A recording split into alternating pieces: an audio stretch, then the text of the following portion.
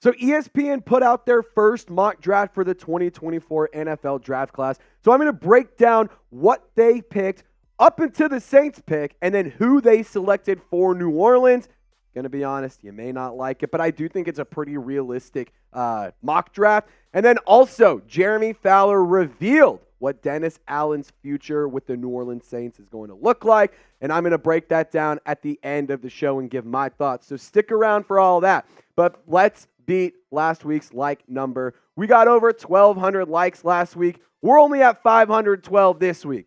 We got to win when we had over 1,000. We got some work to do, so help us out. Let's get a win and like this video so we don't have to get embarrassed by Tommy DeVito and the New York Giants.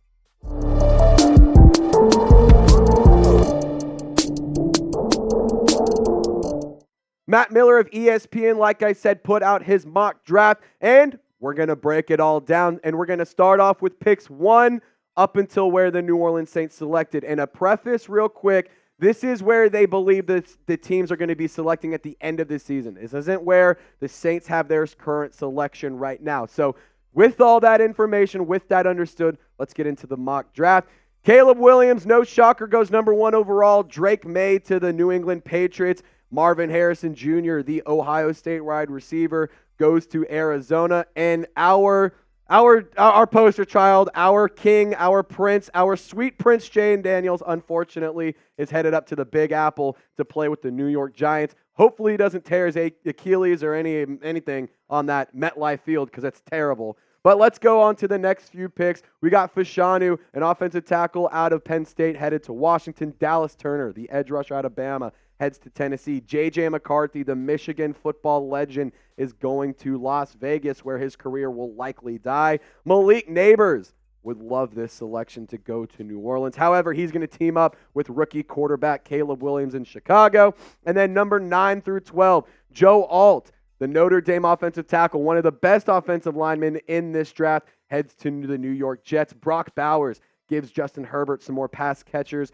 Terrion Arnold, the Alabama cornerback, is headed to Atlanta. And Jared Verse at number 12 for the Seattle Seahawks. And let's round out right here. So this is where the New Orleans Saints selected at number 13. ESPN believes they will have the number 13 overall pick. And they're going to go with Keon Coleman, the Florida State wide receiver. You see the rest of the picks for the next handful of picks. But let's talk about Keon Coleman because that's who ESPN's Matt Miller selected for the Big Easy. So he did transfer from Michigan State to Florida State in the offseason last year. This guy is incredible. His measurables are insane. 6'4", 215 pounds.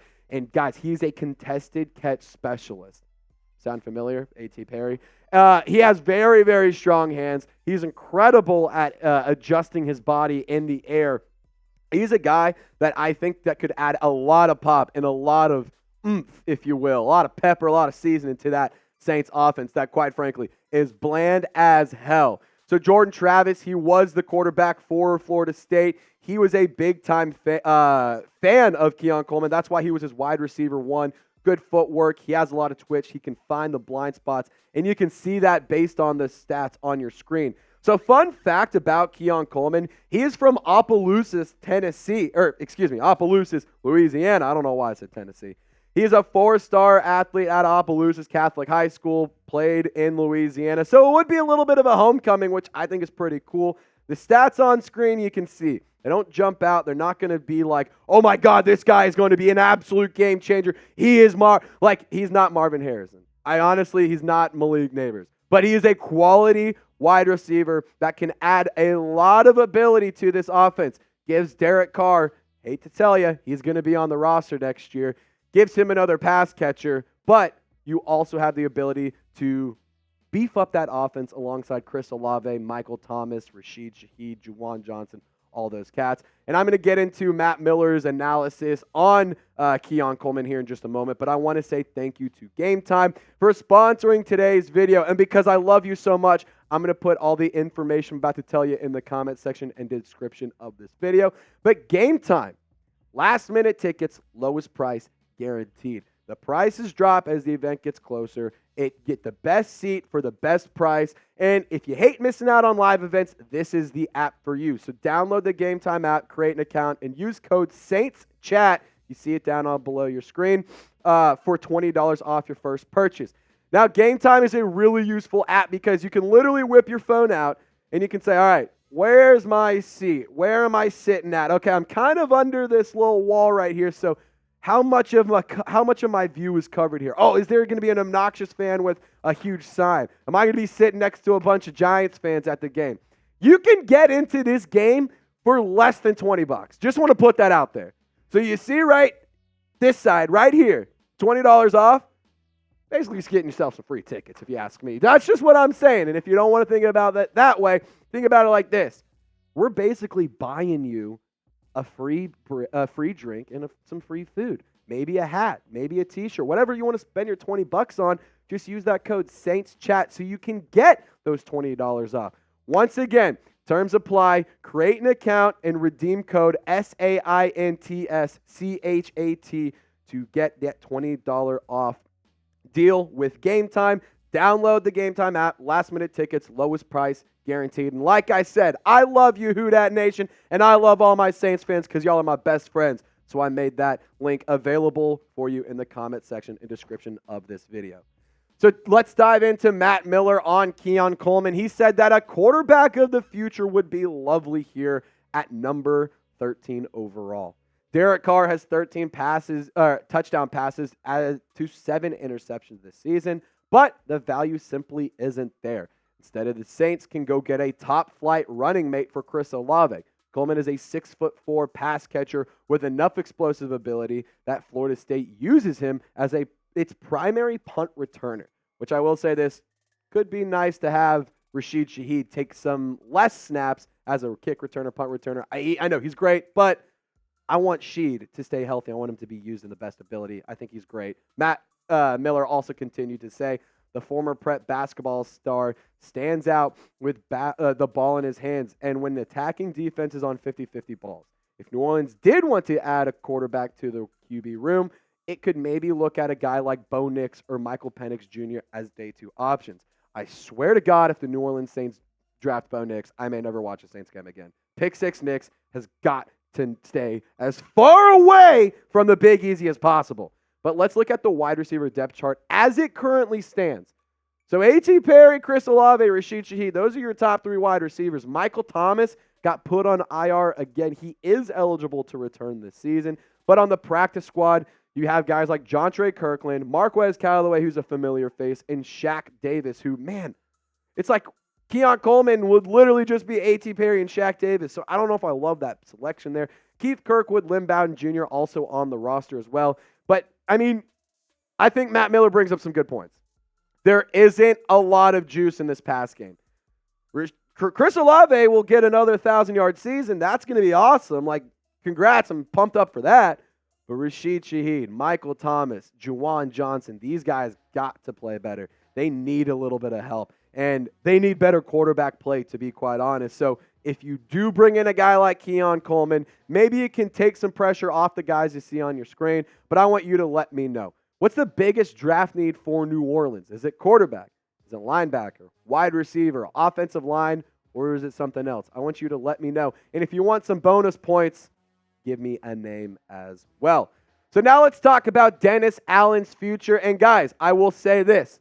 The second that we get the notification Dennis Allen has been fired, we're going to go live. We're going to break it down. We're going to give you a bunch of head coach candidates. We're going to give you guys all the updates and information you need to know. And so help us out by subscribing today. And also, if you're not going to do it for that reason, my birthday's coming up on Friday, and I would love to get to 24,000 subs. We're less than 20 away. So help a brother out. Subscribe today.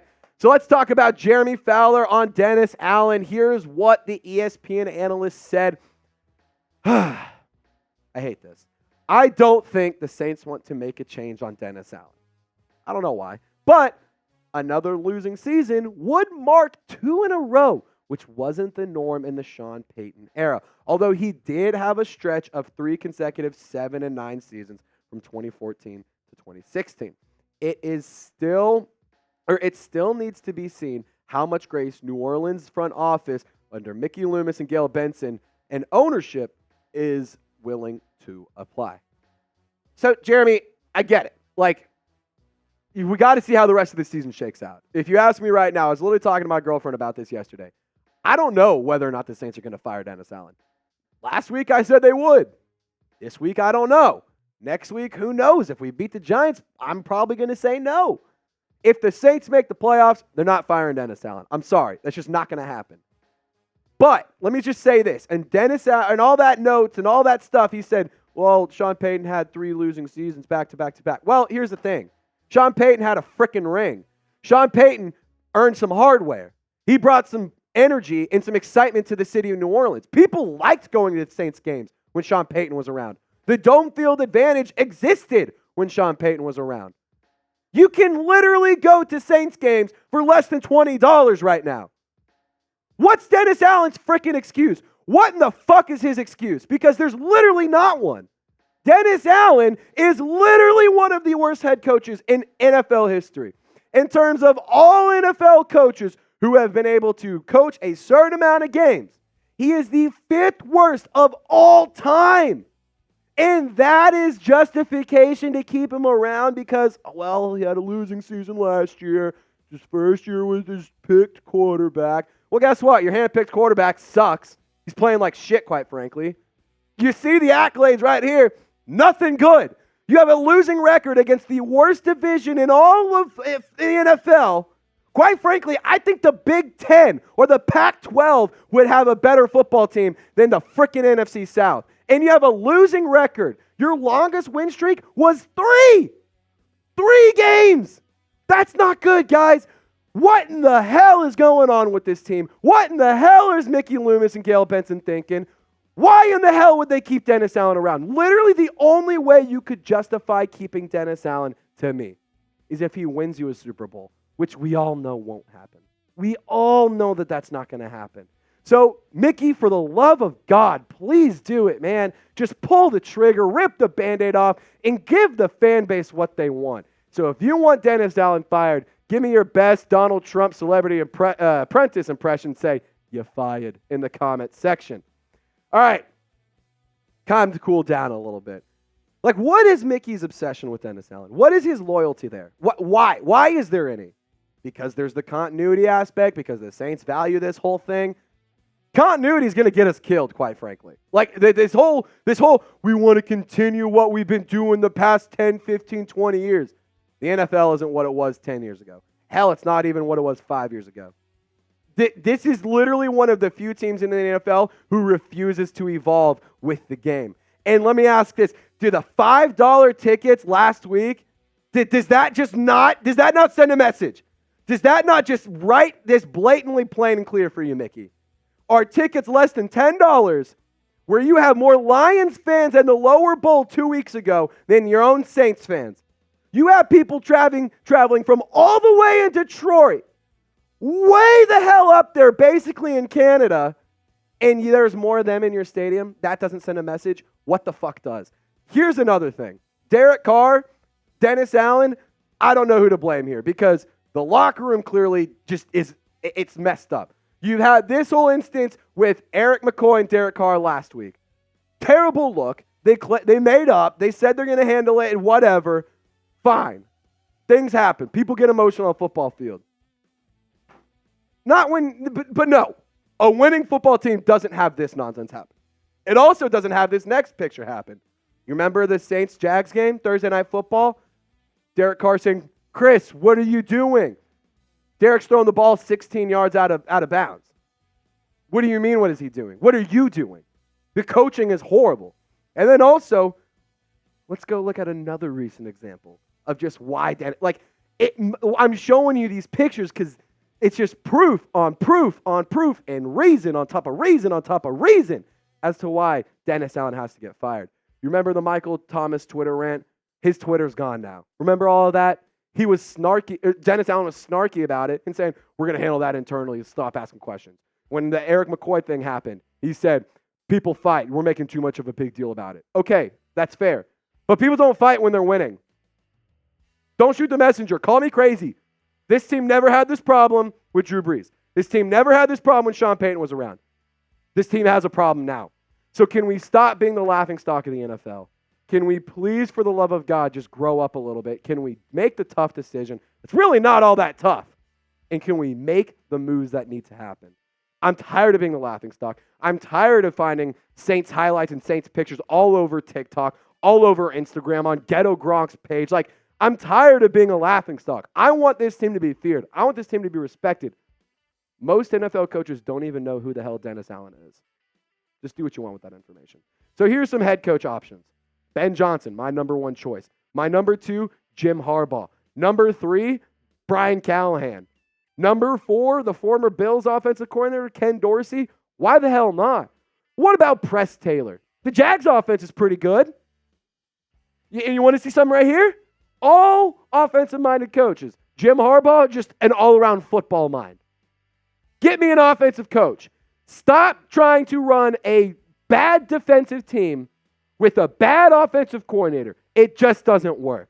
But guys, this is why you subscribe. I'm sorry if you guys, hated my rant, but at the end of the day, if you made it at the end of the video, you probably thought it was pretty entertaining. So I encourage you to subscribe. Help us get to 24,000 subs. Fire Dennis Allen, man. I'm just so over it. Y'all stay golden. We'll see you next time.